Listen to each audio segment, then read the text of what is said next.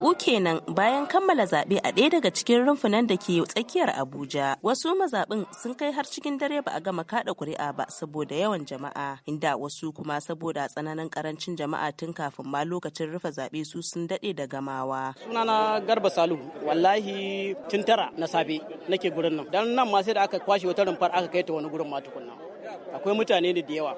Matan da suka fito sun bayyana cewa ba za a bar su a baya ba, musamman a lokacin da Najeriya ke kokarin samun jagororin da za su fidda kasar daga korafin da talakawa ke yi da cewa akwai matsalar tsaro, talauci da sauransu. Amina Musa. To gashi yanzu har kaman za a iya cewa lokaci ya kure, kuma a matsayin ki na mace gashi dai har yanzu kina tsaye, shin zaki tsaya ko da karfe nawa ne har sai kin kada? Ai ko nan da 12 dare ne sai na tsaya sai an hada kafin in wuce.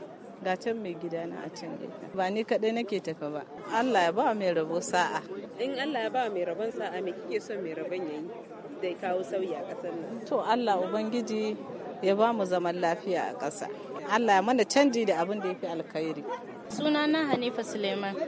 Aiko dai ba mu ba, muna sa rai dai na in Allah ya yarda. Amma dai gaskiya wannan karan ne kawai muka daɗe, don wancan ma da aka yi irin karfe 6 haka dai ni na riga da na koma gida. Amma yanzu dai gashi kaga dai har yanzu. Daga yanayin yanda ake gabatar da aikin haka, to shine ya kawo jinkirin da ake har yanzu a kai.